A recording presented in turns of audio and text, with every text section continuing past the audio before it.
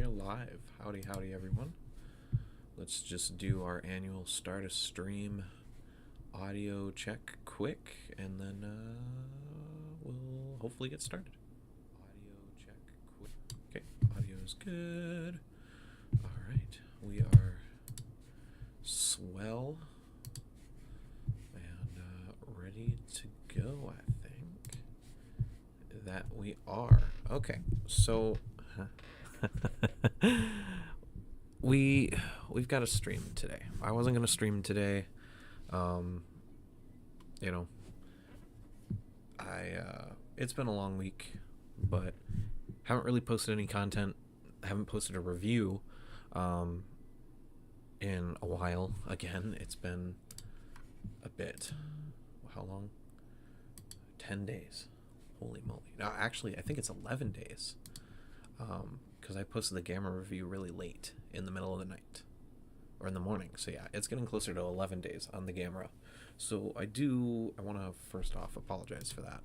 The last few weeks, or not few weeks, this last week has been particularly challenging. Some life stuff, some family stuff, and then more recently, I had to go to the hospital. Well, not the hospital. I had to go to the dentist Friday morning. I don't want to say it was an emergency, but I had to go get something removed because I spent a few days basically with no sleep, in constant pain, taking way too much medicine, things you should not be having a lot of, constantly destroying my system while not getting sleep, and it causing problems. Okay, if you guys have ever had any dental issues, you know it is awful. It sucks, but because of that, I didn't really want to be live. I did go live this morning for the battle line reveal, which wasn't too bad. It was it was a change. It was, admittingly, it was kind of rough. Secretly, I wasn't feeling too hot. I'm still not really feeling too good. I only got I think I got 6 hours of sleep today, so not terrible, but it is what it is. But I wanted to go live with this because I've been grouchy about things, kind of silently. I talk about it in streams. Maybe I haven't. I'm not very happy with some areas of all. Once again, I want to say all, so I'm not just targeting a specific community, and not even really like action figure collecting. I'm just kind of mad with the internet. Maybe it's that I'm a little mad. Okay, and instead of coming in here, going on a rant or pointing fingers or doing any of that, I wanted to make a stream where we could, instead of being angry or being upset or being hurt or maybe just not even understanding the other side of the aisle, I just wanted to make maybe a quick live stream. We'll see how long my face lasts before it becomes too painful to do anything, and see how long I can last. I don't know. I don't even know if I'll be able to finish all of my thoughts here, but I wanted to do something positive. I wanted to talk about something positive because, quite honestly, being on the internet and collecting in 2025 and even the last few years, admittingly, and I think it is kind of obvious by content, hasn't been the most fun for me personally. It has had some extreme, some of the best ups I've ever had in collecting have been in the last 4 years, basically since I started the channel. I would say the channel has helped in a lot of ways, especially lately, the last year and a half, because I've been able to share that with you guys. It's been incredible being able to jump on a live stream, do some unboxings with you guys, whether it's something like super new and hype or something that's new but just not quite as hype, kind of like the Ultraman unboxings. I feel like most of those aren't exciting, besides King of Mons, Mecha Gigantron. I feel like most of the Ultramen aren't too exciting just because it's like they're kind of all the same. In the way of like, QC is really good on the Ultramen, so not a lot to worry about most of the time. They're handled very well, by SH Figure Arts. Monster Arts have been a lot of fun getting back into them because they sometimes can be a little goofy. Which thankfully so far we haven't had anything too crazy. We, besides orthochromatic Shin, probably, everything's been mostly tame. And even orthochromatic Shin did have an issue, and I didn't mind. That's how it goes. So, but I find it's weird. I really do like making YouTube content. It's fun. It's enjoyable. It's something I know I could never make into a profitable thing or a business, necessarily. No matter how business savvy I look at it. At the end of the day, I use that only as a crutch to make sure that I'm enjoying it as much as I can. It is what it is. But one thing I did, I want to be honest with, because I've always said I wanted to be translucent with you guys, is it's admittingly been kind of miserable. And it's been more miserable in a lot more relatable ways, I think, than even close collectors, even in like Facebook groups or friends you might have in person, have been willing to admit. Obviously, if we just look at this year, most toy brands have had to price hike things. Tariffs have made buying things and pre-ordering things a very, very, very, very stressful and almost impossible for most people. Thankfully, a lot of the JP retailers didn't have to charge tariffs. We've kind of said HLJ only charged like a few, and we actually, today a video went out by Diego Doom. We know he got hit by tariffs, but he has a whole video on that, so I'm not going to speak for him. If you guys are interested in his situation, please go check it out. It is it's a very informative video, and I didn't get to finish it today either. So that's all I'm going to talk about it, because I didn't get to finish it, so there might be some context later in the video that I don't know. But I did listen to the tariffs part and watch the unboxing section, or some of it at least. But so that's been stressful. There's a lot of unknowns. There's a lot of, it might go this way, it might not go that way. There's a lot of pessimism, nihilism, and that makes it stressful. But I think I've been pretty clear. The big issue is that I feel like a lot of collectors' mentalities are still, especially in the Godzilla community specifically, are still back 10, 12, 13 years ago. And I want to make sure I word this so I'm not trying to be critical, and I'm also not trying to, like I said, it's supposed to be a positive video. This is just something I've noticed. I've noticed a lot of people still think like we don't get a ton of kaiju stuff, or we don't get a lot of toys, or there's only one brand that sells things now. And even though there's multiple brands that sell articulated figures, people still act like there's a certain one that's only the one. Thus, you have to mention it every single time something comes out. So, let me just elaborate. Like I said, we're gonna make this positive, but to make it positive, I have to talk about the negative. This isn't defending Monster Arts. This is an observation. Whenever a new Haya figure comes out, whether Monster Arts has it or not, the first things I always see, is rather than people complimenting the figure saying it's great, it's always, oh, Monster Arts is trash, Monster Arts is over, Monster Arts should hang it up, they should do this, Monster Arts Tamashi should. I've seen someone say some not good things about what the staff members at Monster Arts should do to themselves in light of the 91s, both the Godzilla and Ghidorah releasing, which it's a joke. It's supposed to be extreme, but like, you know,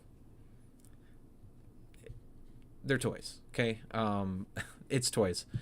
I I think it really, to me, as someone who doesn't collect Haya, but collects Monster Arts, but who's collected a lot of toys over the 28 years of my life, as someone who's collected a lot, I feel like the collectors that buy one thing and not the other, but they have to mention the other thing every time they get something, I feel like you're not genuinely buying the product you're buying because you like it. It's to put it in the face of the other one. It's like a jealous ex at a party. You're hooking up with someone in front of someone else just to make them jealous and to make them hurt instead of actually moving on.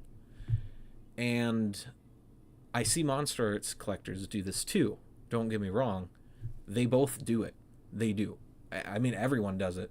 X Plus collectors do it to Bandai collectors. Bandai collectors do it to the US Bandai releases, the 4 or 5 inch, collections coming out.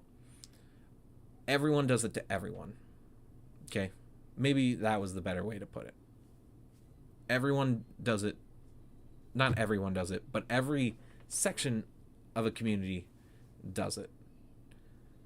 And it's frustrating, honestly. I'm frustrated. I'm annoyed and agitated. It's kind of why I got out of Monster Arts in the first place the first time.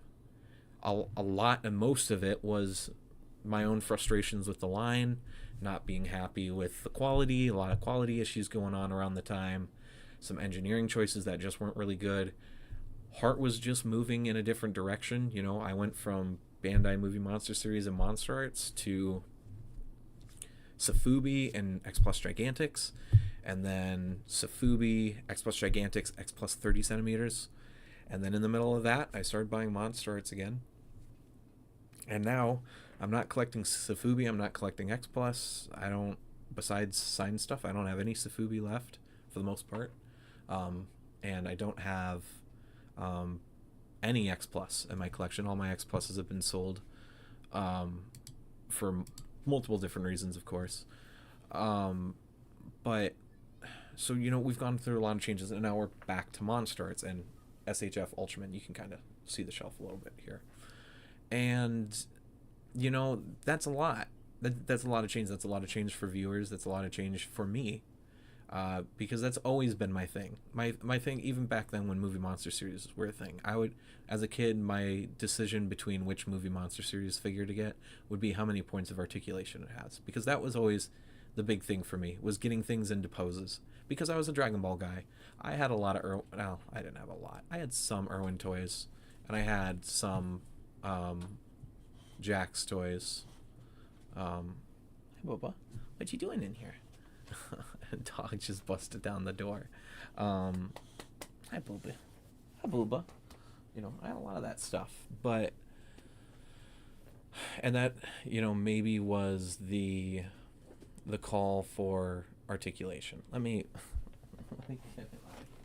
What's he doing, Bubba? Hi. Sorry, I'm streaming right now. Oh. Hi, Bubba. I gotta close the door, okay? It'll be okay. Be okay. I love you.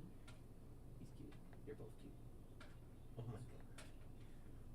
He'll be okay. It's a short story. He's okay. He'll be okay. It's okay. Sorry. Tater and Mom were going for a walk, so and Tater was just a little sad. But I can't be up and walking too much. Okay, what was I doing? Oh yeah, so I as a kid I had a lot of Transformers, a lot of Dragon Ball figures, and it was always my thing as a kid. The more articulation it had, the more I enjoyed it, because I was able to get those poses from the animes and the shows and all this and that, which of course Transformers were almost never a lack of articulation because they transformed. But that's the basis of that. That's why Monster Arts, when it was first announced many years, over a decade ago, and the SHF Dragon Ball, well, actually, that would be incorrect. The Monster Arts line I was very excited for. For the Figuarts Dragon Ball line, I actually wasn't crazy about for some reason. I was stuck with the Hybrid series until Piccolo, Goku, and Gohan were already out, or mostly out. I think I finally started watching SHF reviews when Gohan had dropped, the very first Super Saiyan 2 Gohan, Super Saiyan Gohan. And the thing that was impressive to me was all the faces, all the heads, the articulation, the accessories, the dynamic range back then that they had. And that's what excited me. And then Monster Arts got announced, and we finally have some articulated Godzilla figures, Mecha Godzilla, Space Godzilla, all of them. Although, yes, they never, even most releases to this day don't live up to the mindset that I had back then, which was like the pipe works trilogy, Save the Earth, Melee, and Unleashed. Especially back then, they didn't have that type of articulation. But once I got Mecha Godzilla in hand, I eventually was like, okay, so it's not that crazy, but that's a-okay. There's nothing wrong with that. And I got that all figured out. And eventually through time, the limitations were fine because it was like, okay, they articulate, but they're kind of limited like the suits. It is what it is. I got over myself. Hey, Sharktopus, how's it going, buddy? I got over my own thinking of being like, okay, so these can't articulate like they're Dragon Ball characters, but they're still kind of realistic like the suits. They look good for the most part, besides the eyes on Godzilla. And we moved on. And, when I left Monster Arts the first time, what are you talking about here, huh? So I'm kind of giving background on what collecting has been for me for over a decade. We're talking 14 years, 15 years.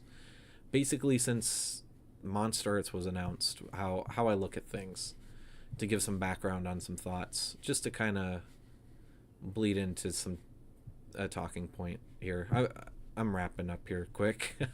I'm kind of rambling. Tater coming into the room and busting and kind of got me off track here for a second. But so I've always been about articulation. That's always been my thing. And as I've gotten older with Monster Arts and Dragon Ball, accuracy has kind of fallen to the side for me. I make that very clear in my reviews, or hopefully I do. Accuracy is not what I care about. With these Monster Arts figures, with the Ultramen, with the Dragon Ball figures, I could drop accuracy at the flip of a quarter for articulation. And that's how it's always been. I didn't want it that much at first, but now I need the Hammond Collection Spinosaurus. Dude, that figure looks awesome. Are you talking about the Rebirth one or the JP3? Either way, they're both, or the JP3, the Rebirth one I don't think is Hammond Collection, so that would just be the JP3. That thing is beautiful. I'm not a Jurassic Park collector, but boy oh boy, that T-Rex and the Spinosaurus, it tempts me, but I hold. I don't have space. I don't have space. I don't have space. I don't have the space. That's what I just got to keep telling myself. But so, and I try to make that clear with every review, is that articulation is more important. I get the big figs. I have the Rex and the Giga. Nice. Yeah, those would probably be the ones I'm getting, like the new Rebirth Rex that just came out, the big one. Tempting. Not the price point that I personally want to pay for it. So if I were to find it on sale, which almost would never happen because T-Rexes always sell out, then I maybe would, but probably not. I probably won't end up getting it, but you never know. Never say never. So when I left Monster Arts because of frustrations, some of that was because of pushback, because back in 2021, 2022, the script had flipped. If you weren't hating on Monster Arts, you weren't cool, to put it frankly. Like, if you weren't an English speaking fan, mainly American, it's mainly us Americans and Canadians. If you weren't hating on Monster Arts and you weren't trashing it in reviews or in comment sections, you weren't cool. And you got bullied for it. I hate when people deny that. I hate when people deny that now.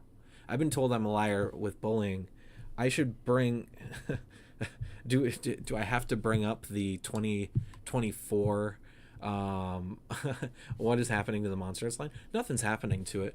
I'm just talking about my experience with the community of, well, I'm talking about my experiences and things I've noticed about collecting communities. I'm just using the Monster Art side of it because it's the one that I feel like is the most egregious out of all of my out of the examples I could choose.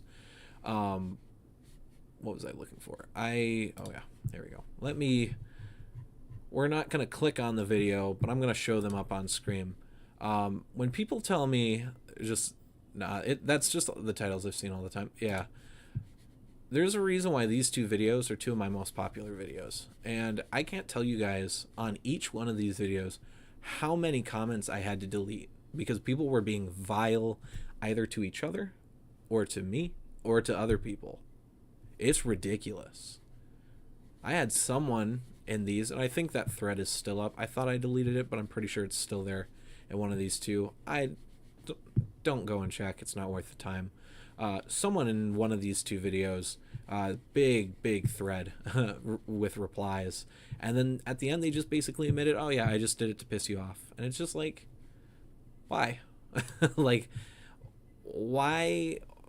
And it's everything. It's everything right now.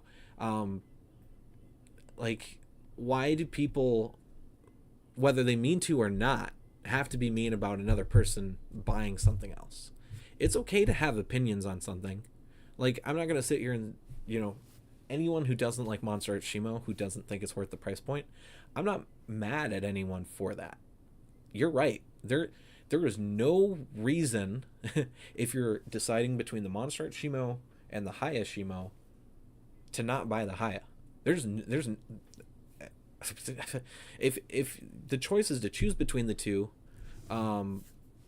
you're choose the cheaper option. The thing that I notice with a lot of people in this community, especially with Monster Arts, is a lot of people will be like, should I buy this thing? I'm worried that the Haya is going to be better. And then they end up buying the Monster Arts and they don't like it. And then they flamboy it. Why? Like, have some self-decency to admit that you didn't have self-control. You couldn't wait for Haya to put out their product. And you went and bought the Monster Arts anyway, even though you were uncomfortable with the product. You were uncomfortable with the price, and yet you still did it. And then you blame the product instead of blaming yourself. Like, when I bought the Haya 2024, I was not pleased with it. And you know what I took away from that? I'm just not a Haya collector. And that's okay. It sucks because I have to spend more on things. But that's okay because I get what I want out of the Monster Arts line 99% of the time, 90% of the time. People love to rage bait. Some of it is that, but a lot of it is personal credences that people own. It's people. I don't want to make this just a Monster Arts and Haya thing, so I'm gonna try to wrap this up, and we're gonna move to. I'm gonna try to give another example of something I don't necessarily know too much, and it is not a character or a fandom I'm really a big fan of, but it is happening pretty aggressively. So I'm gonna finish up my point with Monster Arts and Haya, so we can move away because it's not just Monster Arts and Haya. It is literally everything in every community, whether it's collecting, whether it's movies, because the next one is actually movies.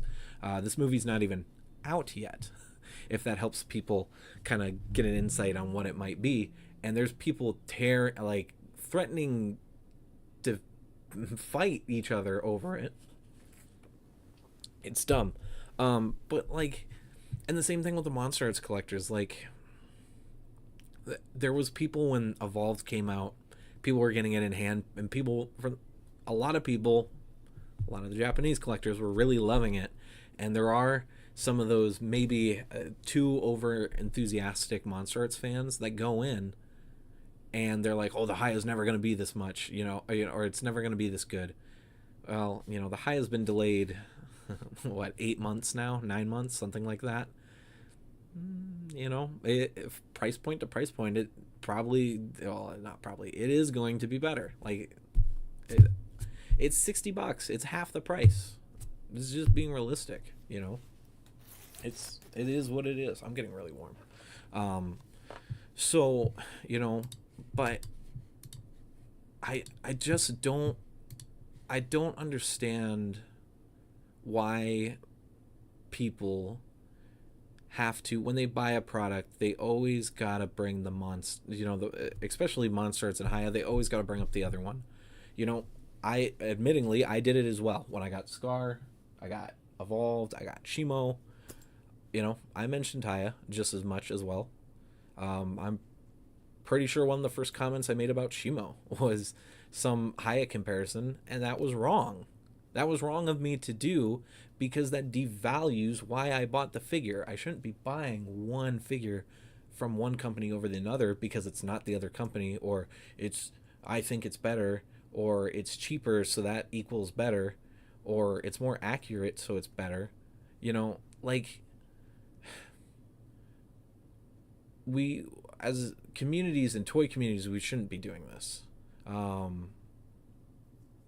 We're wonky despite how perfect Shima and Ghidorah are.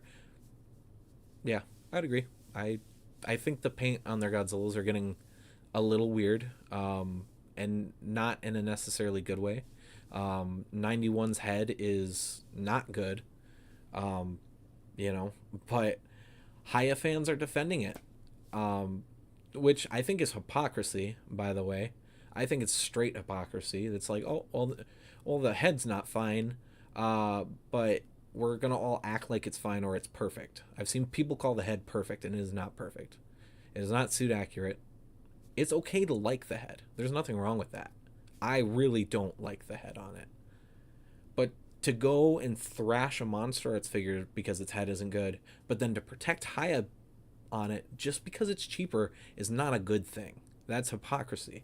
It's partially the reason why we got here so far.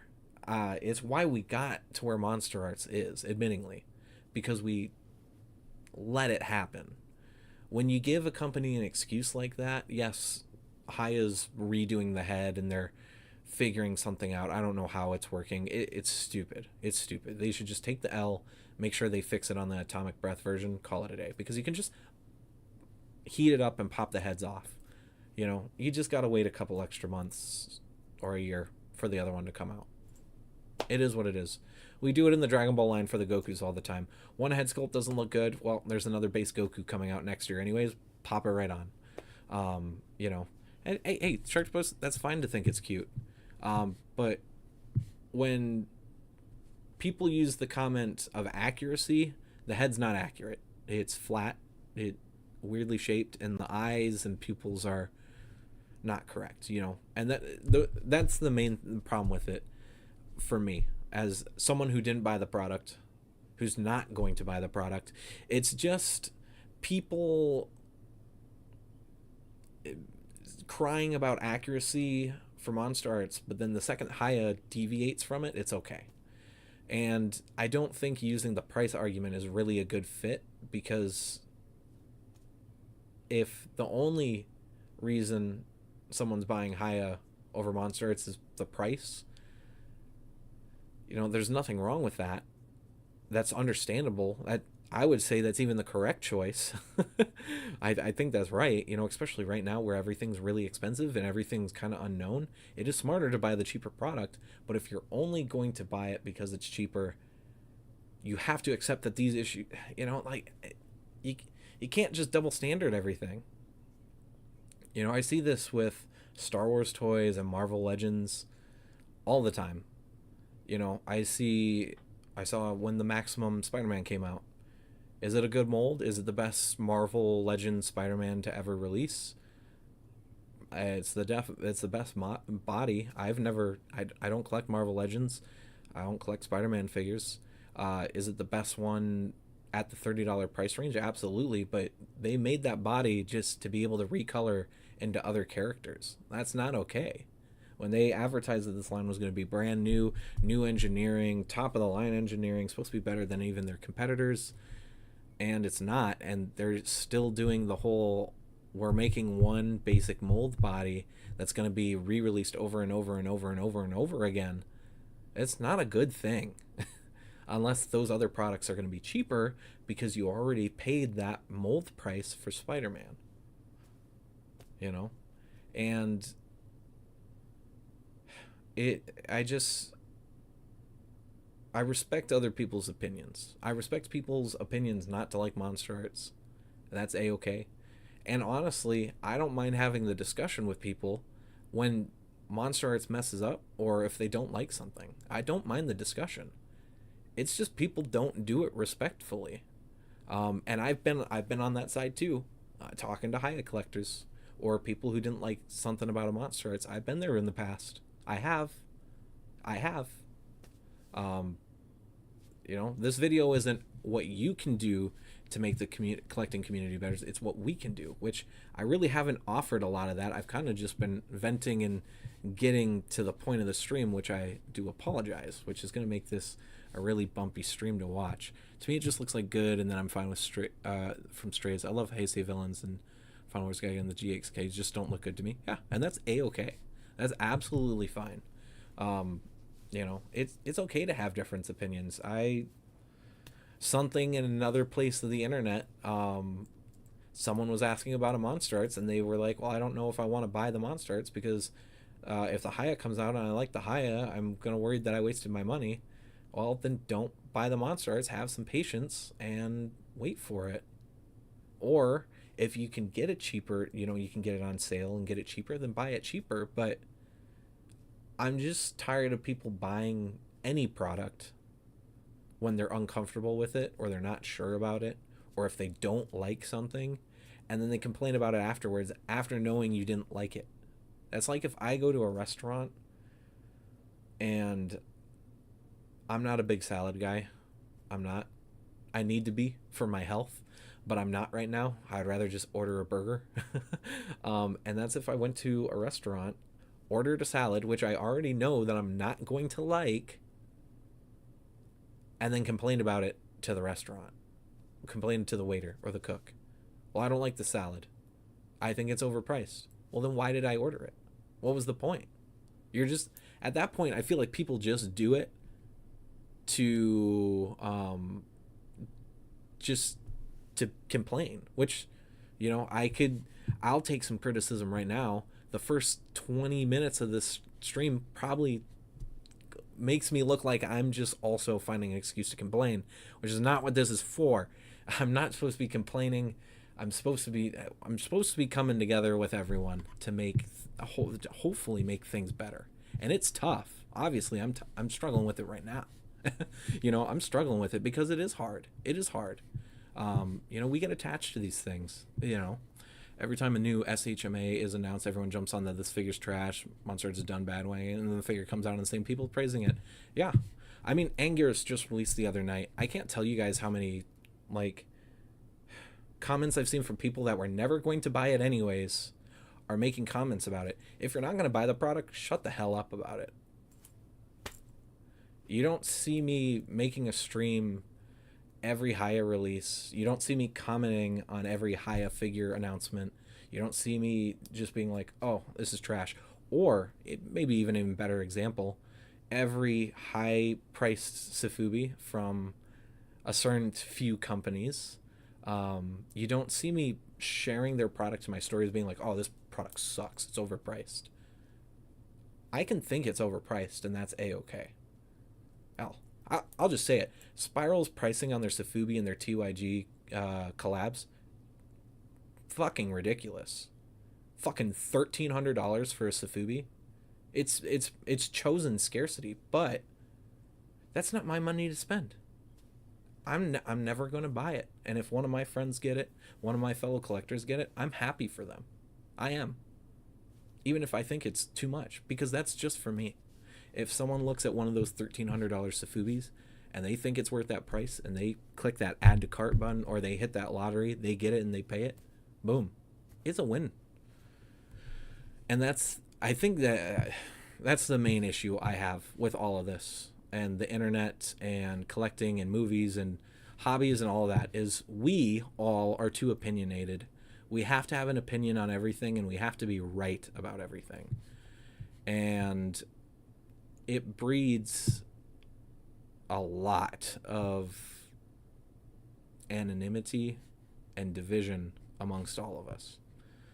To move away from toys, to show that I'm not just trying to be biased, or, to show that I'm not being biased to Monster Arts and Haya. Superman. Anyone here? I am not a Superman fan. I think the character most of the time is portrayed very overratedly, which is kind of hypocritical because Goku and Superman are basically the same thing. But the same thing, it's just one of those things. I'm not a Superman fan. Am I excited to see this new movie that's coming out? Yes. I might go see the new James Gunn movie that comes out this summer. But I cannot believe the visceral things I have seen Superman fans telling each other in the comments on Facebook, on Instagram, on YouTube, in these trailers, in these interviews, the visceral things people are saying to each other over a movie that is not out yet, because they think their opinion is more correct than another person's. It's awful. It's vile. It's vile, the things that people are saying to others. And I don't get it. Like, if you don't like the direction it's going, you don't like that Superman doesn't seem indestructible. Like, people bullied the movie so hard that, like, there's a scene where he gets a can thrown at him. He's walking by, he gets a can thrown at him, and he flinches. And people complain about that so much that they went and they completely edited it out. They completely changed the scene to where he doesn't react to it at all.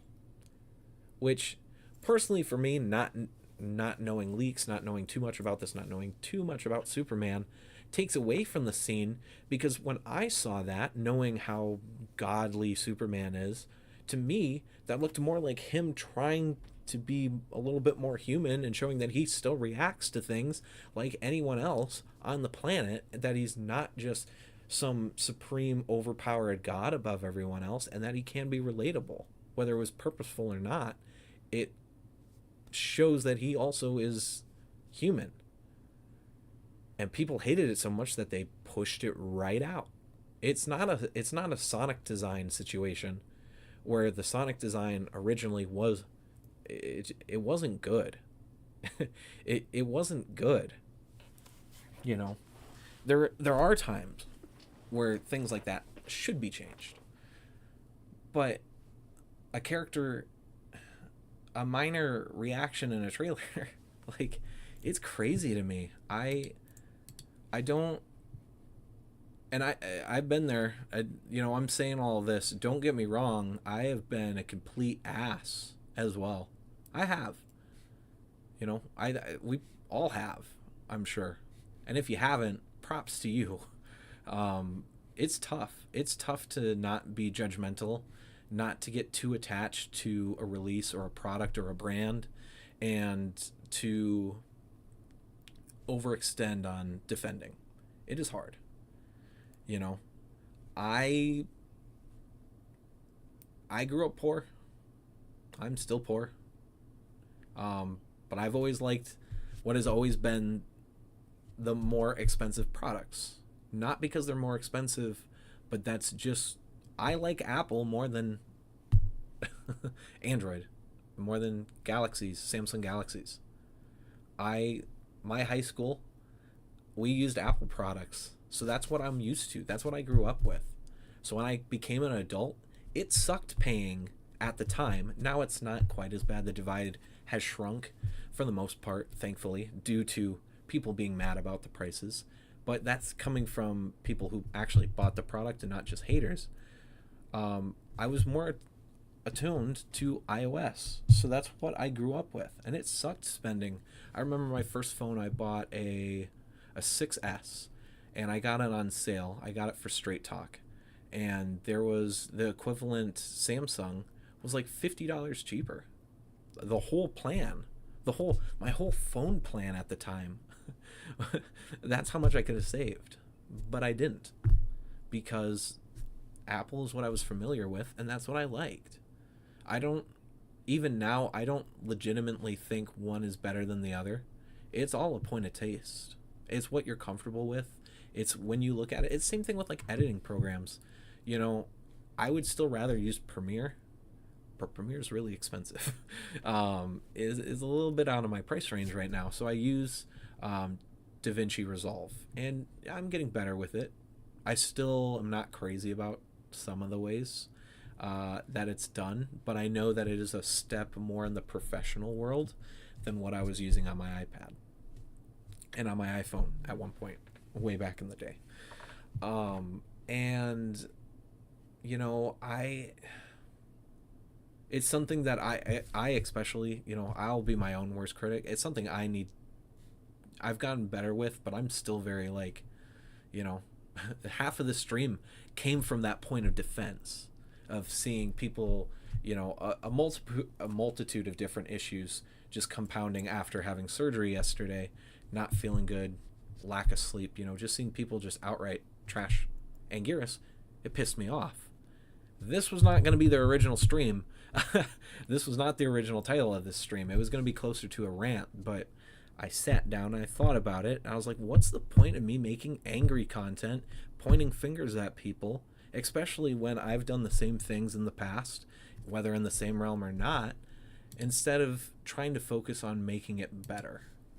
Because that's what I want. I want everyone, you know, let's just enclose it quick in the Godzilla collecting community. I want everyone to be able to buy something that they like and enjoy it and just be happy with it. Should criticism and opinions be there? Yes. Should people not take other people's opinions and criticisms too hard and just be like, that's fair, that's true? You know, I don't sit here and cuss someone out because they say, oh, the Monster Arts Godzilla Evolved head isn't as good as it should be, and the engineering in the neck is just downright stupid. I'll get to that in a second, Sharktopus. I've lost track too many times this stream. I gotta finish my thought, but I'll get to that. And maybe I'll get to that in a different stream, but you know, oh man, and I already lost it. Damn, this is what happens when you're just on a bunch of meds. Speaking of meds, I gotta take one of my medicines really quick. So let me pop this little pill in my mouth. And hey Alex, how's it going, buddy? Just a sec. I gotta take this is one I have to take. If I don't take that one, I am not gonna be feeling good. I will in about 30 minutes. We might have to end this stream. I took that one a little late, and if I don't take that pill right now, I do not feel good. Alex, you haven't missed much. I wanted this to be a positive stream, but I kind of spent the first 20 minutes kind of being a little salty, over explaining things, and then I'm kind of I had surgery, a surprise surgery yesterday. Nothing major, nothing crazy. I just had a emergency extraction of a tooth pulled out that was violently infected, not my words, that kept me up basically for 3 days straight, and it was making me sick. I was very sick yesterday morning, or yeah, yesterday. It doesn't feel like yesterday, it feels like it was 3 days ago. Friday morning, I was basically up 9 a.m. Thursday all the way up yesterday until 4 p.m., 5 p.m., 6 p.m., something like that. So uh, which is why I've been really quiet this week. One of the things, I've had some family stuff this week as well at the beginning of the week. Oh God, glad the tooth is gone. I had a Kong procedure. I did. It was not fun. Not as bad as Kong though, or mine was a lot worse than Kong. Kong just had a crack, and his the the center of the tooth. I can't remember the name right now. The center of the tooth was out. Mine was dead, infected, gone, bleeding, and a ton of other things that are maybe a little too gross for stream. Um, but it was a. I waited too long to get it fixed, uh, mainly because I don't have health insurance. Dentistry options are limited in town and very, very expensive. And after some research, we were able to find a place that would work with someone in my financial position, um, and we got it worked out. And now I might have a permanent dentistry for the first time in since I got out of high school. Wow, you scale above Kong confirmed. He handled it a lot better than I did. Oh my God, I was a wreck. I was a wreck the other day. Girlfriend had to come home. It was not good. It was not good. Pain, just constant. It was like having a drill through my whole jaw. Well, glad it's resolved and it's over. Well, I wouldn't say it's over yet because I still have to fight. I have to take medicine to make sure there's no underlying infection because that would be really bad. And then it's still healing, so it's still very, very sore, which is why my medicine is so important. But I digress. We can get off of that. We can get off of my little life extremes here.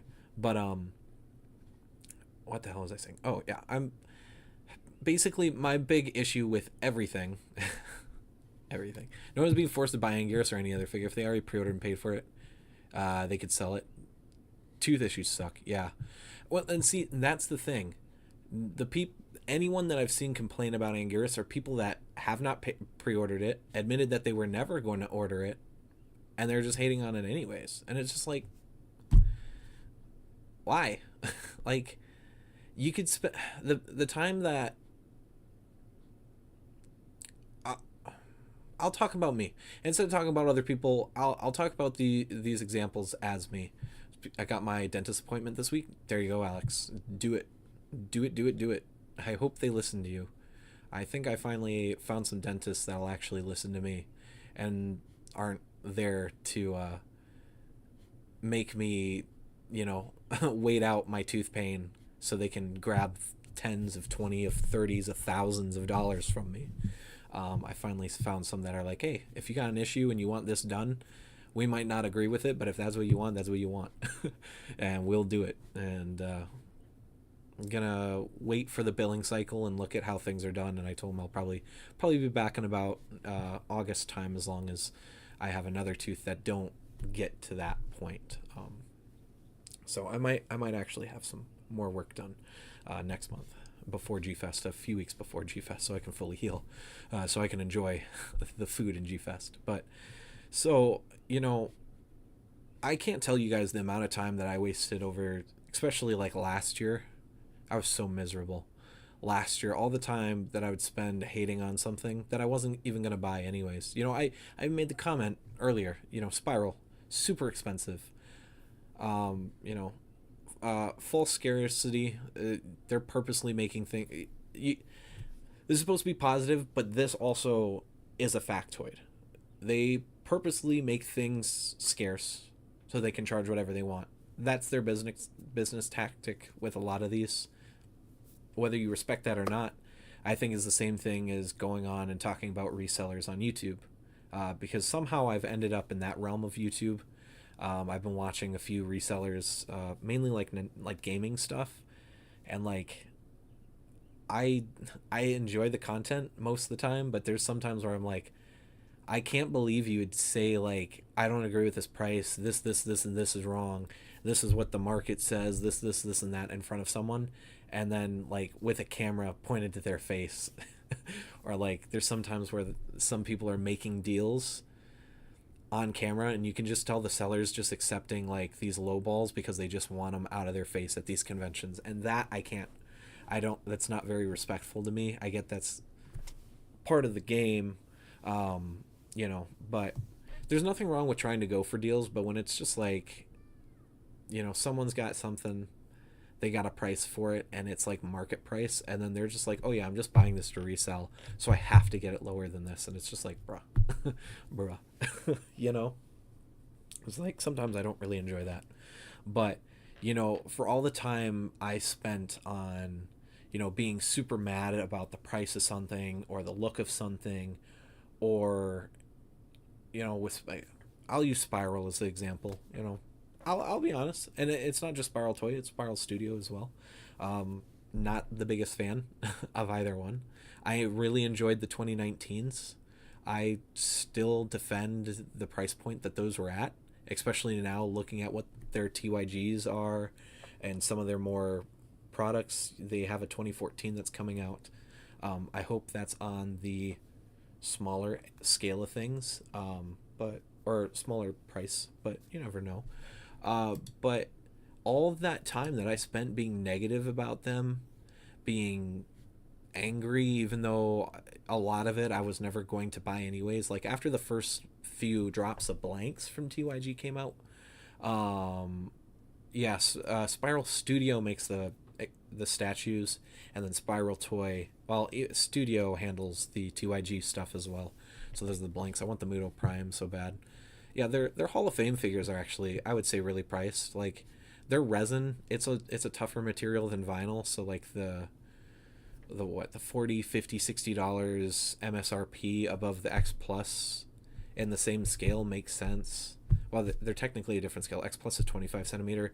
Hall of Fame is 27-inch or 27 centimeter, 28 centimeter. I think they're like slightly larger for an average scale for what they're representing. I don't know what the fraction for it is. It makes sense. Also, once again, the resin, they're heavier. So like, you know, I didn't. Even their Gigantics were about the same price as the X Pluses. They're about the same size, sometimes even larger. But they have QC issues. They, as much as Haya does, have a ton of delay issues. They're delaying things constantly. It finally seems like they're actually getting on track. There's a few things that are supposed to come out this summer that, as of their last shipping update, with tariffs and stuff, sounds like once they have that figured out, they're gonna get it. Even though I believe they're not even based out of China, I think they are in a different country. But so they shouldn't be affected. But I think they're just being careful just in case. Or I could be wrong with that either. It seems like they're finally getting their shite figured out, which is good. And Haya also kind of seems like they might be maybe, well, probably not, because Godzilla 2000 is supposed to come out. Evolve was supposed to come out this month, and now Evolved is nowhere to be seen.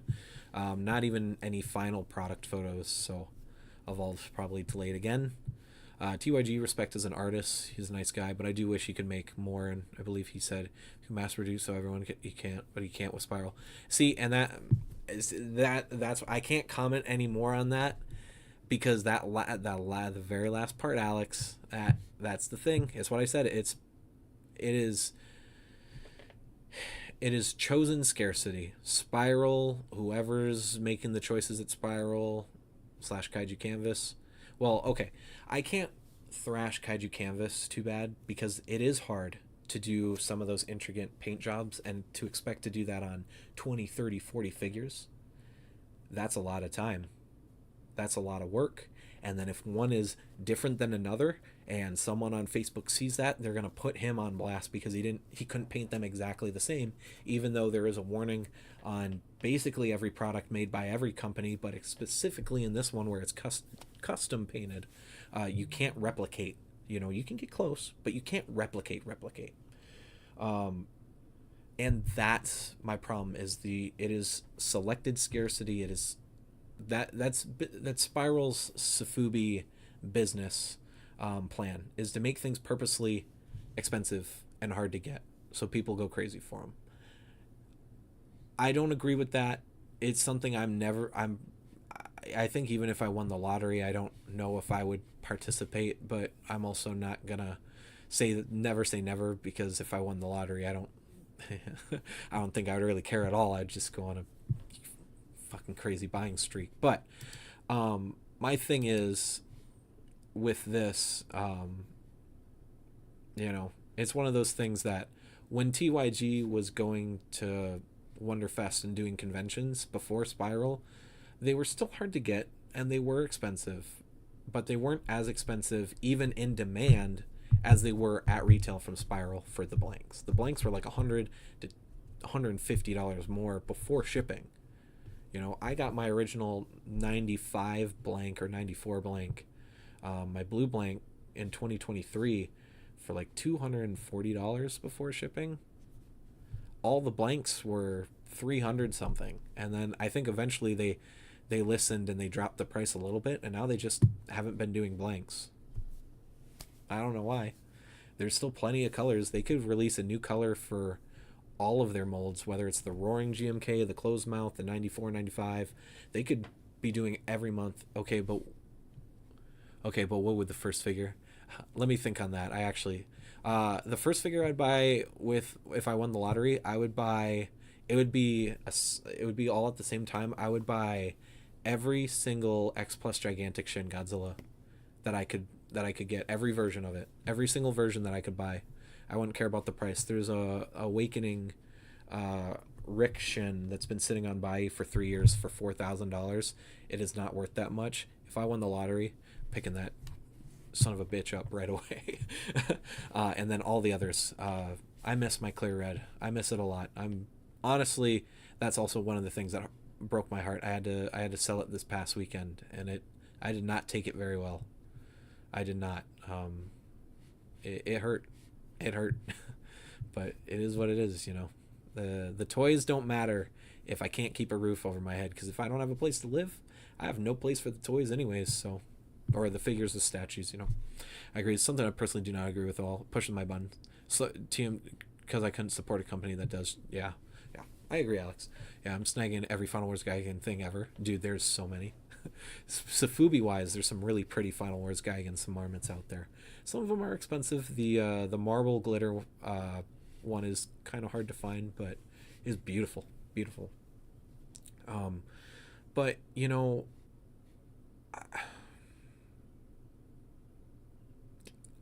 I feel like I've lost. I haven't conducted my point very well. I want to apologize to that anyone who's been here since towards the beginning of the stream. My thing is, I want us all to be more positive. It's okay not to like a figure. It's okay not to like a brand, whether it's a legitimate reason or not. There's, like you said, there's just some rage baiters over Haya or Monster Arts or X Plus or Spiral or Akam and Tenchi or movie monster series figures. It happens with every brand, every figure. I keep straying you away. No, that's okay. I want to make sure that this is supposed to be a positive stream, and I really do feel like I spent the first 30 minutes just bitching and complaining instead of doing this part of it. I don't mind answering questions or anything, Sharktopus. Keep going away. It is my job as the guy who's doing the live stream and being the entertainer to put me on a non-existent pedestal. We're having a conversation. It's my job to make sure that I stay on point, but also make sure I'm giving y'all, answering questions, talking with y'all, because you guys are taking time out of your day, your Saturday night, to hang out with me instead of doing something else. And I really, really appreciate that. So, especially listening to me just rambling, the equivalent of drunk rambling, because I'm on so many meds. I'm not, because I can't drink on the meds that I have, but honestly, it kind of feels like it. Feels like I've gone a little crazy. But my thing is, there's nothing wrong with not liking something or liking something. There's nothing wrong with that and having opinions. The one thing I want to focus on, so I can better the community and all toy communities as a whole, is being less opinionated on things or having to comment on it. I talked about it a few weeks ago on stream when we were talking about the Haya Ghidorah in 91. I did voice the things I didn't like, but at the same time, that's it. I don't like the head on the 91. The tail's magnificent. The paint's a little, not crazy about it. Some of them look really shiny and plasticky. Your drunk rambling is more clear than someone sober talking. Oh, thank you, Katie. I appreciate that. Thank you. That is the first time I've ever heard that comment, by the way, in any regards. Um, my drunk rambling is terrible. So, but you know, I want to be less opinionated, which is why with like the news the news live streams, I'm trying to be more careful. The Shallot video, if anyone checked out the SH Figure Arts Dragon Ball Legends Shallot surprise news video, which was fun to do. It took me like 2 hours to do that because I had to keep starting and restarting because I kept getting distracted. I kept being like 15 minutes long, and I didn't want to do a news video that long. I tried to make sure, and hopefully it came across clear in that video, I was trying to be understanding of people not being happy about the US prices on those figures, because they are really expensive. Shallot is basically just like a $60 release, but on P Bandai, for US retail, he is $90. Giblet is more than that, and I would say is more understanding of his price point, but 110 is still a lot. It is a lot of money for those types of figures. And I was trying, I still am. I'm understanding. Like, I have a friend who's like in my town who collects them. He doesn't even really want to talk about them because they're more expensive than the average Dragon Ball figure arts, and that just makes them unappealing. And that's 100% a-okay. But you can import them for a bit less. They still end up being like $10, $20, $30 more expensive than a regular release, but it does make it a little bit more easier to swallow. But it's understandable for people. It's the same thing with Legion. I think maybe that's the best example. I do not blame anyone for not buying the SH Monster Arts Legion or, being grumpy about the price. It's expensive. It is very, very, very expensive. And with tariffs, it could be even more expensive. I look at the figure arts and they jump all over the place in price. Yeah, Tamashi's doing that right now because they did warn us last year that prices were going to go up, and then I do believe, even though tariff pricing's kind of on pause, but now it's less than 90 days because we're 2 weeks into the pause. By the time those figures come out, if tariffs aren't handled, I think the tariff pricing is partially incorporated into those figures, which in one hand does make sense because if there's going to be tariffs by then, those are probably coming out of China. They're going to have tariffs. Whether the price percent is different, higher or lower, doesn't matter. At the same time, that is the MSRP, and they don't actually say that. So let's just say something happens, deals are made, and there's no more tariffs on China products in 2 months, and those MSRP prices don't go down, and they don't lower the price and give refunds. Then it's like, okay, so then you guys were just doing that. But as I said in that video, and I'll tell you guys, licensing is a thing, and one of the most expensive licensing for Dragon Ball is the games and the game characters. The game characters have always been a little bit more expensive than the regular releases at the time that they were released. Always. Android 21 Majin was more expensive than most of the other figures around that time. She was about $5 to $10 to $15 more expensive, averagely around the releases around that time. Lab Coat 21, she was a Dragon Ball Games event exclusive with an online pre-order window. She was still $74, I believe, $74.99, $79.99, something like that. She was a good $10, $15 more expensive than most of the releases coming out around that time, and even more expensive than the P Bandai releases. The Goku clone was the same, but that was just a recolor. And then there was one more figure that came out. And maybe it was just those two. Oh, the Xenoverse figures that came out years ago. The Xenoverse 2/1 characters, so the Time Patroller and the Trunks Time Patroller release. Both were about $5-10 more expensive. They were kind of the first ones that the 54, 56 price range really became a regular thing for the line, whereas more like special releases were for that price before P Bandai even existed. And for me, it's just licensing. These games don't really collab with each other. The fact that Dragon Ball Heroes got an anime, Super Dragon Ball Heroes got an anime is insane. It's crazy because that's where it's expensive for Dragon Ball. So you could put that into it. It's like, well, it was expensive to license out Shallot and Giblet. Fair. For me, I got them pre-ordered on Nin Nin. They still are more expensive than the average Dragon Ball figure. I'm okay with it, but I'm not gonna bash someone for not being it. Like my friend, he was just like, he doesn't even want to talk about them, and that's okay. Same thing with Legion. Alex couldn't pull myself to even grab Legion. Yeah, she's expensive. I still, honestly, I haven't put my pre-order in for her because one, don't have the extra funds, and honestly, I'm afraid if tariffs come in, even if they're not 140%, even if it's 50%, she's $500 fucking. 50% of 500 is 250. That's an $800-$900 figure. That's X Plus Gigantics level price for a Monster Arts. That is too much. That's too much even for me. I would rather just risk paying $800 for her aftermarket in Japan next year than do that and then shipping her back to myself. Oh shit, I thought it was 30 days. I must buy more quickly. Yeah. Also, I realize I've been swearing and I haven't had my logo up, so whoopsie. There you go. I got my PA sticker up. I look like an old CD now, except I'm not in a cool, weird, funky pose. But so that's like 2 Hot Toy figures.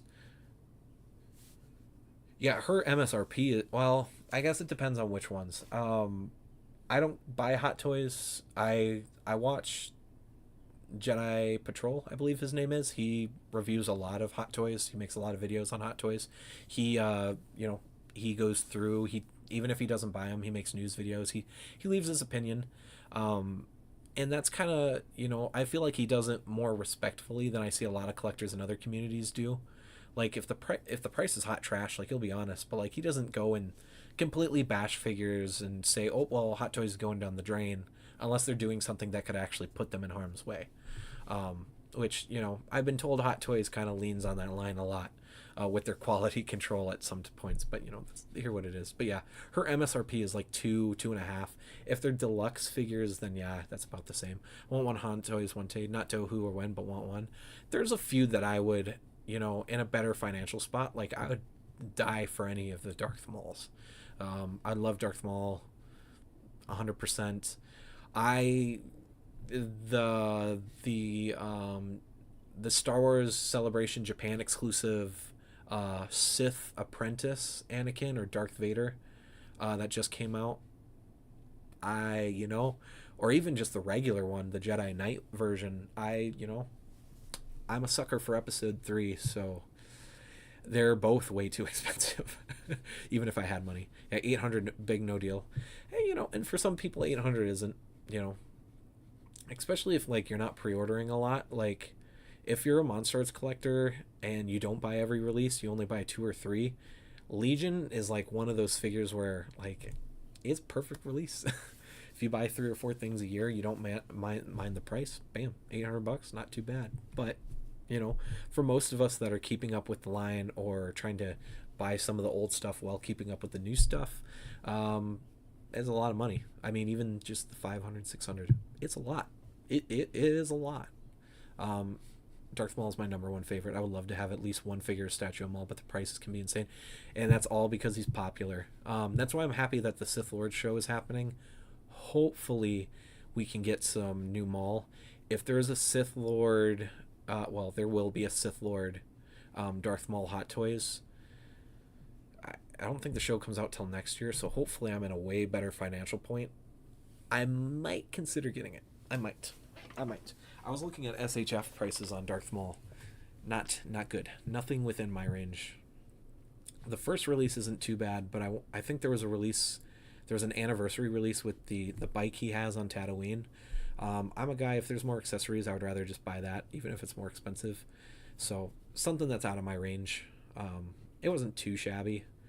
Some of those old SHF Star Wars figures can get really, really damn expensive But they've been re-releasing so much stuff lately that even the things that aren't getting releases or re-released, the prices are still kind of dropping because there's a flood of things. And then I do have episode 3 Obi-Wan on pre-order.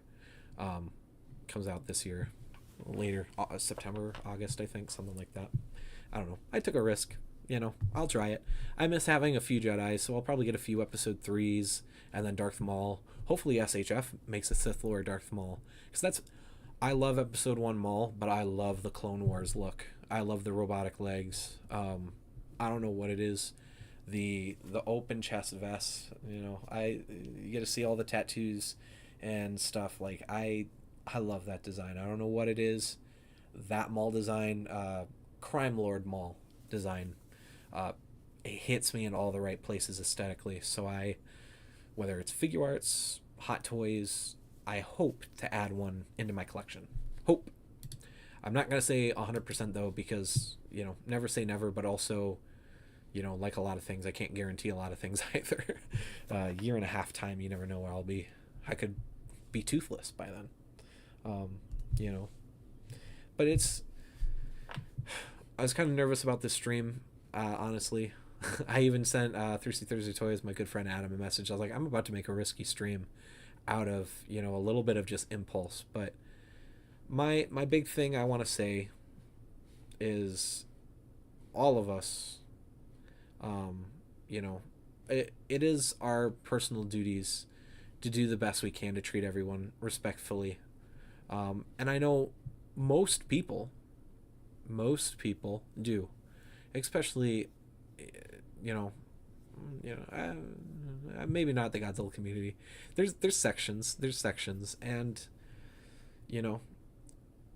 I can't get into that without throwing shade, and I don't want to throw shade, because that's not. But Clone Wars is badass indeed. Yeah. Episode 1 is still great. I would love one with the cloak. Oh, dude, like a Hot Toys of that. They need to do a re-release, but he doesn't have hair, so I don't really see why they would.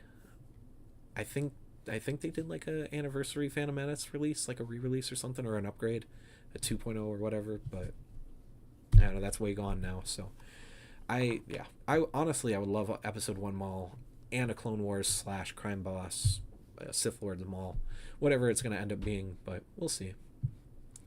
But my big takeaway from this stream that I want to leave you guys with is, I'm going to do better.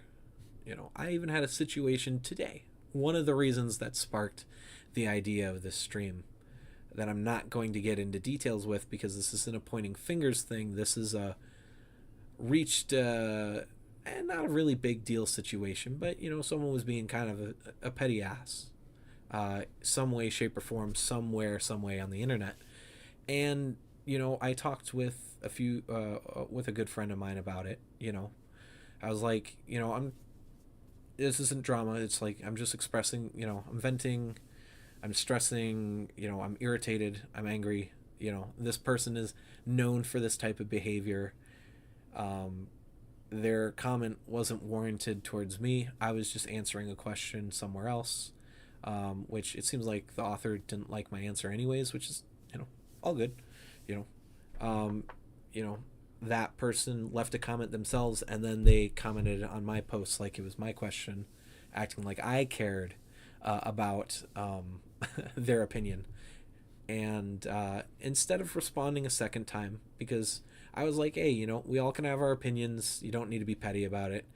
And they were kind of just like, oh, they did the toxic thing where it's like, oh, my opinions. I can list mine without it being like a taking it to the gulag, but it's like, I'm not the author of it. I just left my opinion, and then you were being a petty asshole to me. Like, I'm going to call you out on it because you don't know me. I don't know you outside of what you make public and what I make public. And I'm not going to sit here and take disrespect in that way. Even if it's minor, we gotta all treat each other with more respect. I think it with the internet, I think everywhere is saying it. I think this year it is more obvious to everyone than ever before that the internet is a great place, but it has led to a lot of negativity from even a lot of positive people, I think. And it is really easy to get sucked in to being negative or being petty or toxic or aggressive online, even when we don't want to be or we don't intend to be. Um, because it gets aggressive.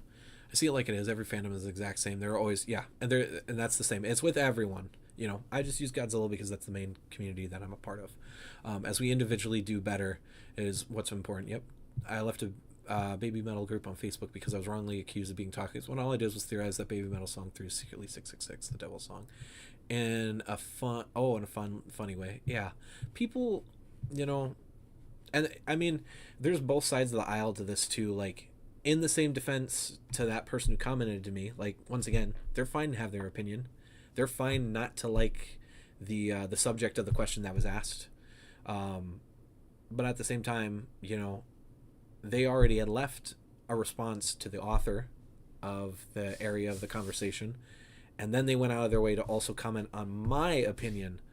To which case, I was pretty clear that like I don't have it, but you know, when I watch 20 figure reviews for a set or for a figure, and you know, I say that like I've watched plenty of reviews. This is what reviewers are saying, and then I have someone who says, or you know, is trying to imply the opposite. It's like, well, that's not true. Like, you know, it's a problem with all collecting communities. I think Monster is probably the best one example. Is that I feel like a lot of people that are haters and act like all that there is hate for these releases don't watch the Japanese reviews. They see the screenshots and then don't actually go in. They don't do. I know auto translate on YouTube isn't the most accurate and it's not the most trustworthy, but I have watched a lot of these Japanese collectors reviews for a few of them 2-3 years now at this point, and I don't understand Japanese. I under very little bits and chunks, and I really don't try to lean on the side of like when I go and talk to my friends. It's like, oh well, they said this. You know, I try to be like, well, this is what Translate said. You know, the Google Translate or whatever YouTube uses for translate for auto generation. It's like this is what they said, so it's hopefully around this opinion. You know, they seem really positive, but you can normally tell by the voice, and that's something that I've strive to do is watching reviews that aren't in English, even if they don't have subtitles, because sometimes you don't really need to know what they're saying. It's how they. I feel like reviewers that can convey how they feel about a figure, even if you don't understand the language and you don't have a translation, the way that they hold the figure, the way that they present it, the way that they're talking, the way their voice, you know, fluctuates. I think that when a reviewer can do that with their video, and it's really, really hard to do, very, very hard to do in a positive way, I feel like that's what makes really good reviewers. And I notice a lot of Japanese reviewers have really got that down. I'm just going to be honest, I feel like a lot of them have got it down. But there's a lot of English reviewers as well. And, you know, I speak English, so obviously, like for me, I might not notice those little points of context because I understand English, so I don't have to focus on like the actual what I'm seeing and the fluctuation of their voice. But then I go and watch a Spanish review, you know, it's Spanish review. Yeah, I said it right. I don't know why I blanked there. A Spanish review, and I can still tell from them, and that's what gets me excited. And that's my biggest thing. I watch more Japanese reviewers and international reviewers now than I do English reviews. With translating without, I'll normally watch the videos twice in a row. I've been doing that for all the reviews that dropped this week or the last night for Hipporito, SH Figure Arts Hipporito, and SH Monster Arts Anguirus. I watched, I think I've seen 6 reviews for Hipporito, and I watched 2 of them, or 4 of them, twice. Once without the subtitles, or with the auto translate, and one with. And then I did that for that, you know. I love their reviews.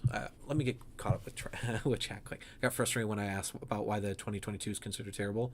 I was just left. Yeah, no, I that's one of those points where it's like, yeah, I do agree. I feel like it's stepped a little bit out of like the friendly, you know,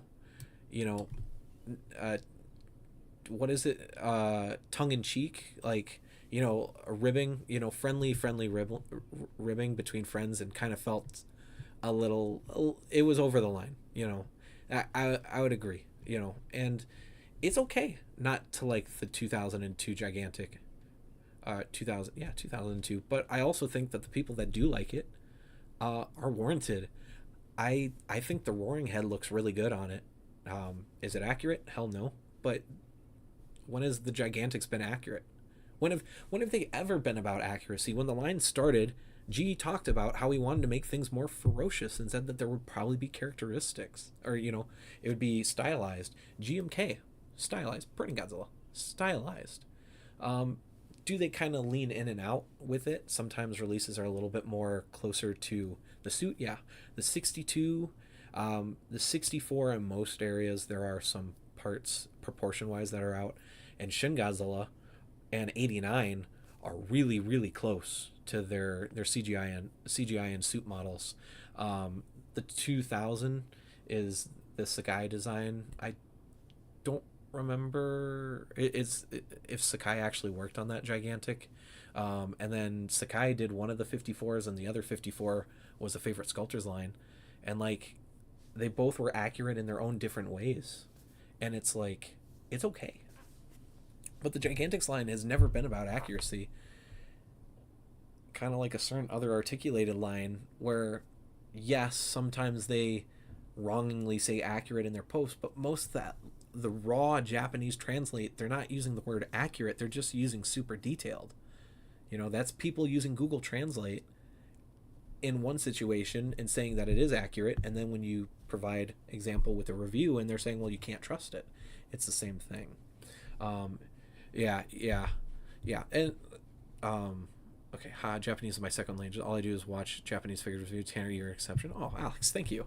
I'm glad that my reviews are entertaining enough to be the exception. But I agree. There is an aesthetic. There's an aesthetic with the Japanese collectors and their reviews.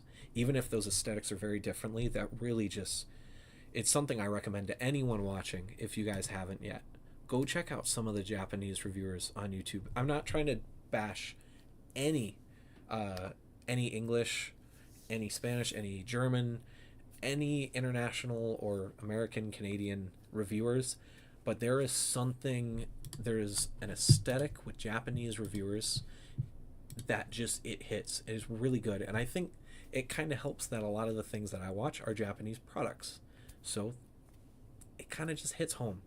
Like, I love the way the Japanese reviewers have different takes on how to show off, like SH Figure Arts figures, like the Hipporito that just dropped this weekend, that hopefully should be shipping from Ninden Games this coming week.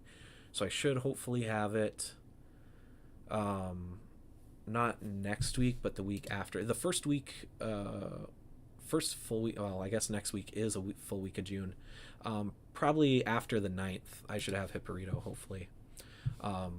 I love the way that they make the figure look, and I love, once again, I'm not saying that auto translate is necessarily accurate, but when 5 people, you can hear that the Japanese language is a little, what they're speaking is a little different, but when translate kind of translates it similarly, that they're really excited. And same thing with Anguirus. Like, people are loving the detail and the sculpts on Hipporito and Anguirus, like, a lot. They're loving it. It's the same thing they said about Scar King and Shimo.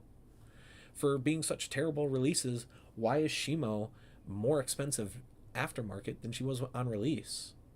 And same thing with Scar King. Like, you can't get them very often.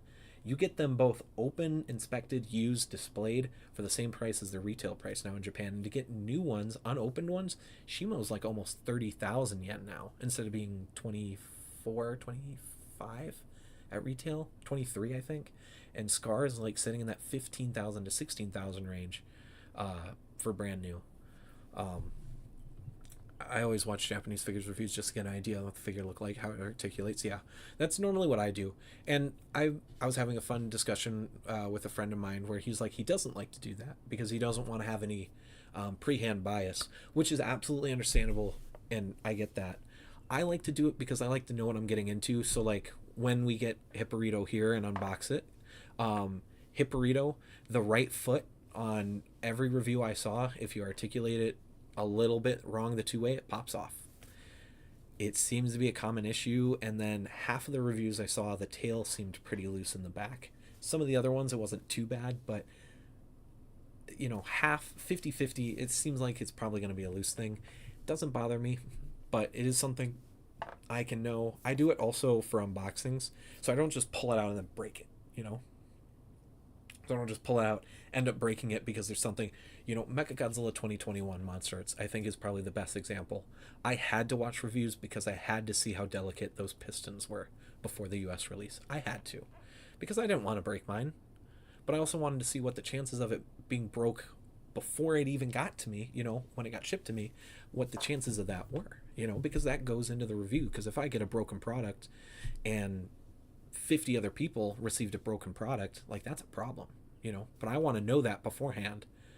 You do not want to see me opening up especially a Tamashii product, because I have high expectations for Tamashii. If I open up any Tamashii product and is broken out of the box, the day that unboxing happens, and it will happen, it will, it's happened 2 times before, and it will happen again.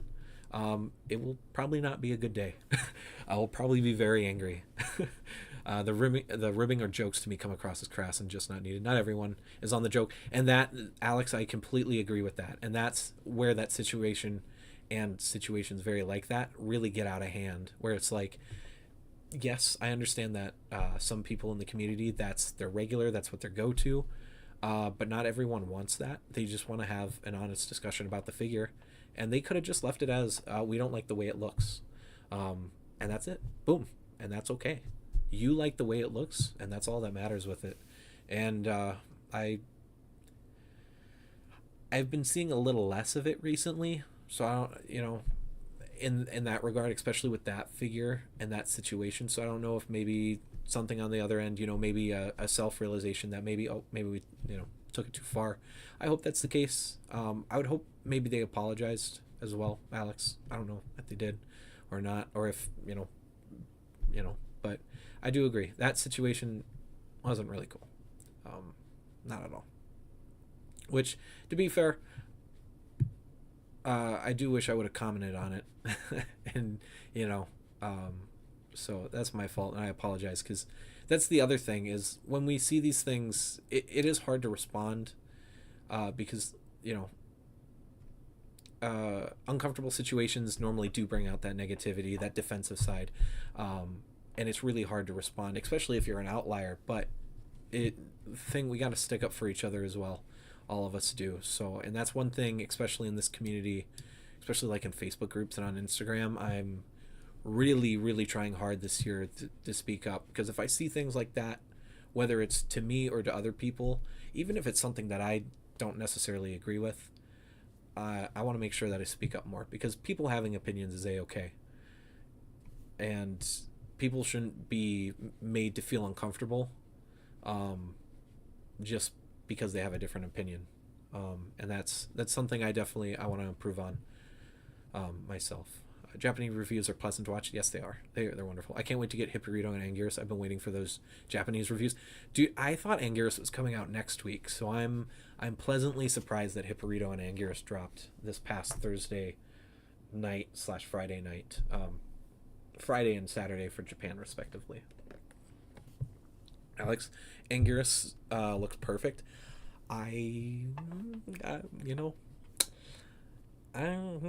Yeah, I think it's perfect. I think the one little thing I think from what I've seen, it does look a little lighter in person compared to the promos, and I do think that's better. The one little thing, I think they could have just added a little bit of shading, a little bit of a wash on the body. But in argument against myself personally, sometimes production lines can't make that accurate. -1 obvious example, the highlights and stuff aren't even. The way that it's done on Anguirus, I would rather have it be that one flat color, because if I want to add shading to it, I can. Because if they add shading and you don't like the shading, then you have to strip it, which can lead to issues with the plastic. I don't think it happens a lot with Monster Arts. I think there's pretty concise ways of stripping the paint on them to make them look good. Like, they've been around long enough to where we know what PVC they use, so it's easy to know which, uh, painter. I don't know. I'm not a painter, but the fact is, we know now. But I would rather something come in blank and be unpainted, and to be able to add on to it to myself, or pay someone, commission someone to do it myself, than having something come in permanently and not like it. Which, why I didn't like the high 2024 Re-Evolved. It had paint on there that I personally just didn't like, and there was nothing I could do to it besides pay someone to do it or do it myself, which I'm not good at painting. So that's not my realm of things, so I'm not going to do it. So I'd have to pay someone to make it look a little bit more even. And I would rather pay someone to paint it up, to add to the paint, than not. But, that's just me personally. That's how I feel about Geigen. Yeah. Geigen's good. But Geigen was one of those ones where the very first thing we saw about Geigen, the wings were broken. But to be fair, a lot of people blew that out of proportion too. They were like, "Oh, look, it broken. It comes right out of the box." When in that review, because I believe that was Isaac Wan was the first one, or it was a reviewer on a blogger, on X, and he admitted himself in his post that he had accidentally broke it because he put too much stress and pressure on the joint. That doesn't take away the fact that Tamashii did design it too thin and a little too fragile, but he admitted that he probably more than likely broke it himself. But people blew that Geigen situation way out of proportion for the first few days before we really started getting reviews and we started really figuring out what was going on. And then once we knew what was going on, then people kind of backed down a little bit, and they're like, well, it's still not a good design to make those ball pegs that small and just to make them ball pegs that pop out. But at the same time, just aren't toys. I mean, even the Haya figures, I wouldn't feel comfortable smashing those around like I would my Bandais when I was 10 or 8, 8 or 10 years old. Like, I wouldn't do that. I wouldn't do that now with my figure arts. Like, some people just want to go in and they just want to manhandle these things, and I don't get that. They'll use that as an excuse to not like the figure. It's like, you don't even do that with your Haya releases, so why do it with the Monster Arts? Like, I don't... Everyone has a bias and a quota and something, a belief that they're trying to push. Whether that's the right belief or not, doesn't matter. We're all doing it. I'm doing it now, I'm doing it now. But I, in turn, want to try to do my best for positivity. And as someone who has been on the negative side of the community and been a negative person in the community, I want to do better to show growth, and also to show that I don't want people to be miserable in this community. I haven't gotten an apology, and don't apologize. You're fine. Someone who said in a joking way, been in Japan once, you act like you know the language. Ooh, Jesus, Alex, that's super uncalled for. Wow. That's not how we talk to people. That's really uncalled for. Wow. That's not good. So that's kind of a shame.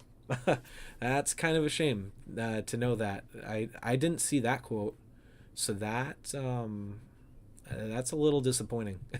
That's a little disappointing. I've not seen a lot of photos of yours, just one review. Alex, I would check them out. I've got a ton of them personally. I could send you the photos I got from X, and I got quite a few from X. I got a few from Facebook. I try to go there because on Instagram you have to screenshot things manually. You can't save the photo, and especially with X, you can choose to load things in 4K, which is what I always do, or try to do, as long as it's an option. But I would definitely recommend checking them out. The range on Anguirus is incredible. I pleasantly surprised at how articulated it is. The only thing that looks super limited is the jaw and the waist, but the waist still looks like it's got some range. You just kind of got to finagle the shield, because the shield piece is the shield, and then it's got like the skin for the body. It's a shelf.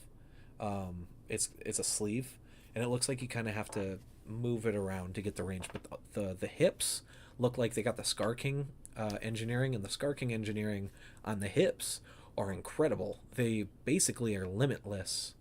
But then with Scar King, the knees and the ankles hurt. That where Anguirus doesn't look like he has that issue at all.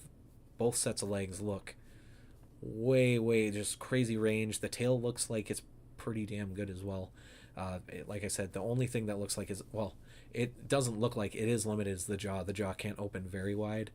But like, like sometimes, like, I don't, the only time his jaw really opens as wide as some people kind of were hoping, was when he gets his, when Mecha Godzilla is tearing it out in 74.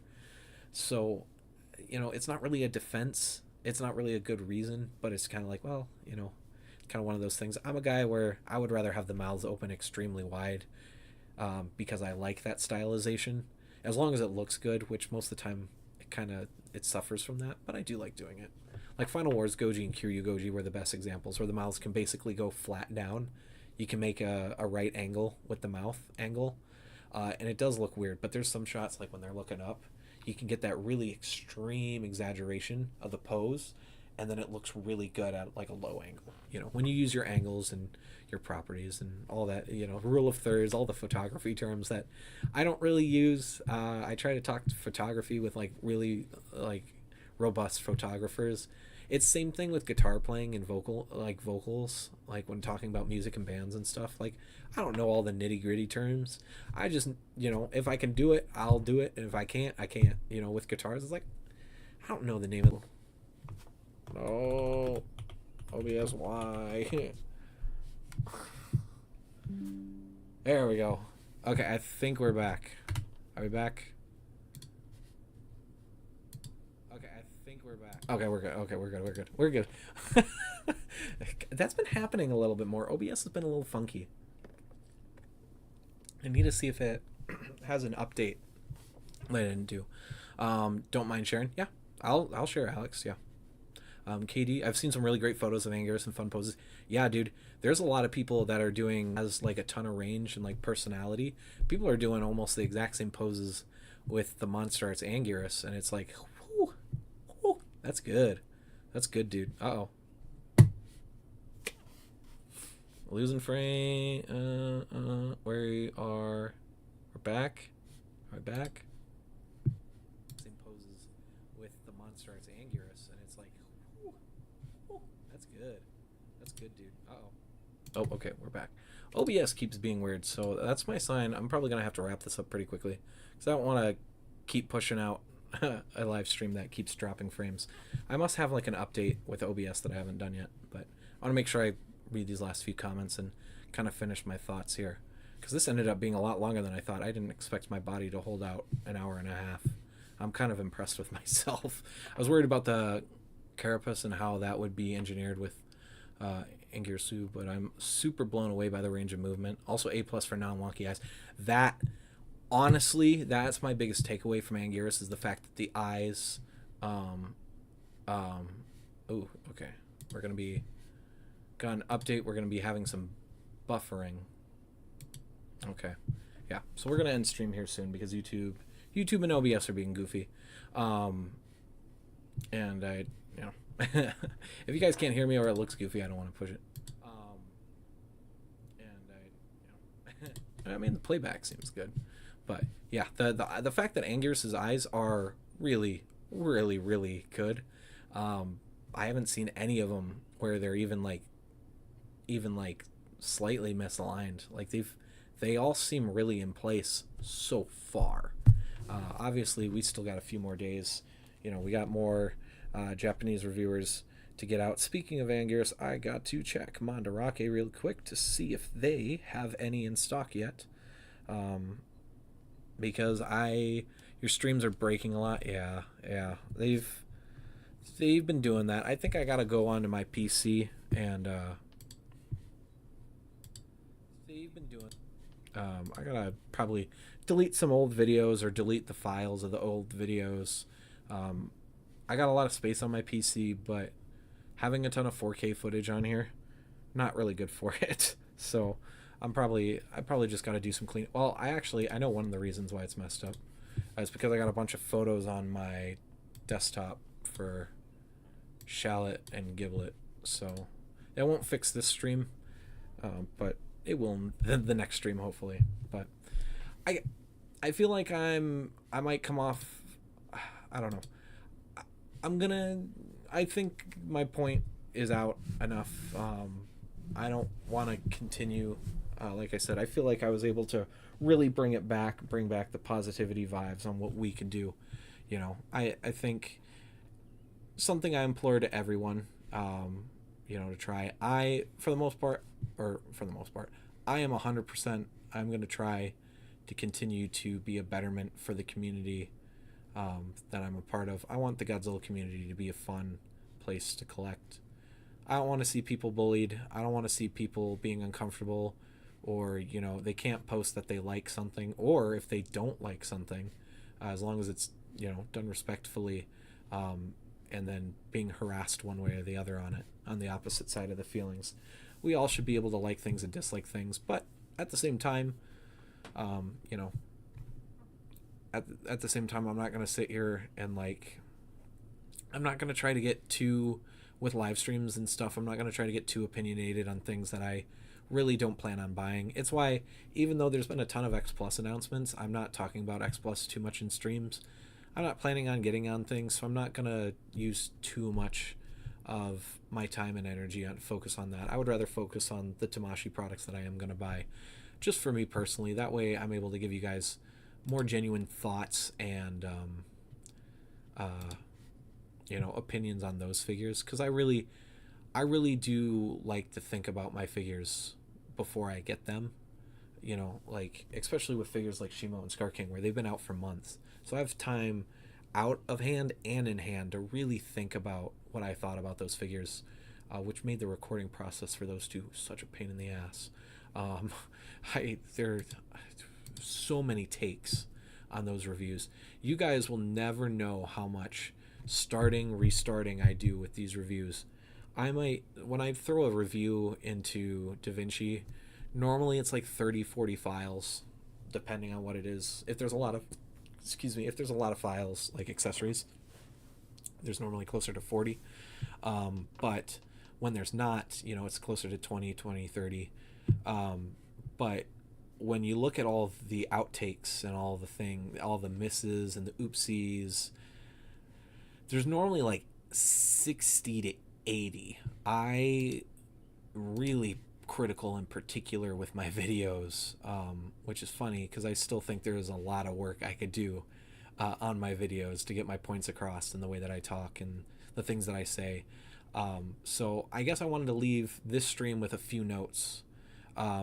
My reviews, in light of all this situation and some of my frustrations and that I have, I am going to restructure my reviews a little differently. I'm going to do something that against what YouTube would recommend, something I'm going to try at least. I don't know if they're going to actually post this way, but I think for reviews, I think I'm going to post what would be my final thoughts on the figure. I think I'm going to post those right away. That's what's going to start the review from now on. So I'm going to get my opinion on the figure, whether you should buy it, whether you shouldn't, whether I'm happy with it, whether I'm not, maybe some critiques, maybe some things I would change. I'm going to try to get that all at the beginning of the video, and then I'll go into the whys afterwards. So if there's a QC issue with the joint, I'll go into that after that take. So that's something I want to try, mainly because I feel like, especially with a lot of my videos, the way that my analytics roll, it seems like people only really want to know, they want another opinion on whether they should buy this or whether they shouldn't. And I feel like that would help if I just tell people right out the gate, if they want to stay and watch the videos longer, good. If that means that they save 5, 10, 15 minutes of their time and they can go watch another video or go do something else, great too. If they like that and then they want to see the whys and they watch the video all the way through, then boom, bam, boom, they watch the video all the way through, So I'm going to try to redux reviews. It's not a new style of reviews. There's actually a lot of reviews that do that, and their opening statement is actually what they think, and then they kind of, retread it. It basically is written like an essay, where your opinion, your main point is the intro, the introduction, and then you go through the whys and the hows in your paragraphs and your sections, and then at the end you kind of re-follow up. And that's what I would like to do. I think that's better for me, because I'll still record that section last, because I sometimes get my last opinions as I'm doing the review, because that's when I put on the really critical glasses as well, to give you that personal and opinion, or the personal and the critical side of the video. So yeah. The other thing I'd like to announce is I did tease in my post the other day. If you guys saw that, if you're on mobile, you guys, well, no, mobile can see it. If you guys were on console, you didn't see it. I gave an update, which I've already talked about in this stream, on why I've been kind of quiet this week. But I teased a live stream that was supposed to technically be tonight's live stream, but I didn't think I was going to be ready for a long discussion like this, and I ended up being ready for it. So now I'm kind of kicking myself in the teeth a little bit, but I'm going to tell you the theme of it, because I think the live stream is going to be a lot of fun, and I want to give y'all some time to be able, if you guys would like to check it out live, because it's definitely going to be more entertaining live than not live, although there might be a recorded version of it coming out at a later date. I'm going to be doing my top 10, 15 SH Monster Arts wish list. There's going to be some rules. They can't be 2.0s, so they can't be like, I can't, as an example, I can't wish for a new updated version of Godzilla 2002. I can, however, wish for Godzilla 2003, because it's a different incarnation. So if they do upgrade the sculpt in a 2.0 way between that, then it kind of kills two birds with one stone. I'm not saying that there isn't an example of that or two on the list, but there probably is. But it's top 15. It has to be kaiju that aren't released at all. So I can't say, like I said, I can't do a 2.0. And they have to be kaiju that aren't represented. At least, like, if it's a year variation, it can. So like Grand King Ghidorah, oh dude, so good. I'll spoil that. Grand actually isn't on my list. One, because I didn't even consider it, but also because the list was really hard. I thought it was going to be easy. It was supposed to be a top 10, and then it just wasn't enough. So because I had a few honorable mentions, and I was like, well, if I'm going to have honorable mentions, might as well add a few more in and just make it 15. So it's a top 15. So, and then I do have the ones that I think that are actually realistically going to happen. X Plus Eternal Mothra win. Dude, X Plus has got to do that. X Plus, all the companies need to get on the Mothra trilogy. It is a shock how underrepresented the Mothra trilogy is.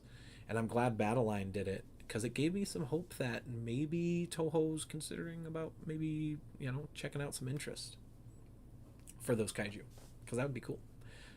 Grand King Ghidorah, yeah, and Desu, yeah. Those would be, whether X Plus Monster Arts, I would love to see it. I just want those designs to get figures. New Bandais, maybe, stuff like that. But, so it's top 15 Monster Arts. It's going to be things that don't have releases yet. I'm not going to say anything, but there's definitely not a lot of show on there. Wink. There's a lot of show on there. There's a lot of show up, but, is what it is. Grand Ghidorah is my first, Cretaceous second, Eternal Mothra is third. Woo! That's good. I'm very excited to see what you guys think. It's it's pretty good. Actually, I'm gonna give you guys a little sneak peek. I'm gonna have to change this, because technically we kind of went over this in this stream, but I'm gonna show you what was the thumbnail. And obviously, like I said, I'm gonna have to go back and change this, but this was the thumbnail. This bottom part is gonna be cut out, because technically that kind of was handled in this stream, kind of wasn't. Like I said, I want to be more positive, And now, kind of thinking about it for the last few days, like there wasn't really a good way to do this super positively, and plus I would really just like to kind of make this about the wish list for the stream. So like I said, there's 3 kaiju right here. I'm not saying where they're at on the list. That's just to give you guys a little bit of taste. So that was the thumbnail. That will not be the thumbnail moving forward. Don't want to spoil any other thumbnails that I got in there. I might have a few. I might. But yeah, so that's basically it. So that is going to happen tentatively next Saturday. Next Saturday, I should be all healed up by then, and even more comfortable and be able to be bombastic. And it'll be earlier, so I'll be able to be louder. I get it's the weekend, but I do try to be nice to my neighbors, especially because I can be such a loud fellow. You know, I know my mic doesn't portray me as loud, but I can tell you all the times the girlfriend's like, God damn, you're loud. You know, even at just normal room volume, I am just loud, and I don't want to say proud, but I'm loud. So next week, next Saturday, 6 p.m., 6:30 p.m. Central Standard Time for the U.S., we'll be doing the top 15 wish list for my SH Monster Arts. My wish list for SH Monster Arts. My top 10 or top 15 kaiju I would like to see added to the line. Because we're running out of Heisei to redo. Oh, that was the other rule. They can't be decisive battle versions either. So they can't be reissues. So I can't put like Destroya on there or Ghidorah 91, you know, to go along with the 2.0. So they can't be like brand new version molds, kind of like Godzilla 2000 and Godzilla 1999. They also can't be decisive battle version, so I can't say decisive battle version Ghidorah 1991. Hokkaido, I believe, would be the correct spot, or decisive battle, Fourth Night Combat Awakening Shin Godzilla, you know, a new Awakening release. It can't be that. It has to be something that's not done, or at least a different incarnation, even if the design is only slightly changed, as per Godzilla 2002 and Godzilla 2003. That's an example. That's okay. 62. I do agree. 62 needs a re-release bad. But 62 is not on the list because it's already come out. And same thing with like 64. I can't say 64 because I want it in a different scale, or 74. You know, things like that. So I wanted to make it challenging, and I also really wanted to step away from like doing pre-made stuff and doing brand new things. Not because I don't want reissues for old things or decisive battle versions. I do. I just think that would be a list in and of itself. So maybe we'll do that if this wish list does pretty good. Godzilla versus Wolfman Godzilla. That'd be kind of cool. They definitely won't do that. But never say never. We did get Baggin. And Super Godzilla. Although we don't have monster arts for them. Shit, I forgot about Baggin and Super Godzilla. Well, it's a good thing I'm delaying this a week, because I might have to go change my list. I kind of forgot about Baggin and Super Godzilla. Oops. Oops.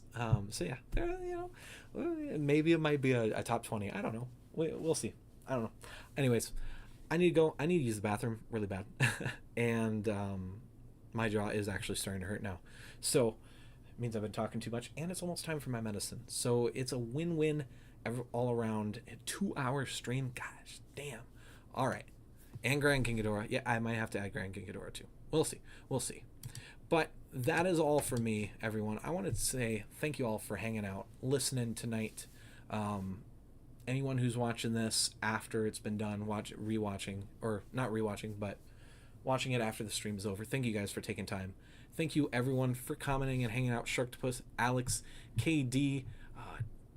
There was one more, wasn't there? Nope. Just the 3 of y'all. That's all fine. And anyone else who watched, whether you commented or not, I appreciate all the support. Thanks for hanging out. Take care. I will see you guys tomorrow for a stream as well. A small one. A naughty stream. Not like inappropriate, but Amazon was running out of stock, so I needed a camera tripod, and I may have gotten like a few other things on really good sales. So, oops. Anyways, that's the last one, I promise. Anyways, bye guys. See you tomorrow. Thank you guys so much. Have a great night.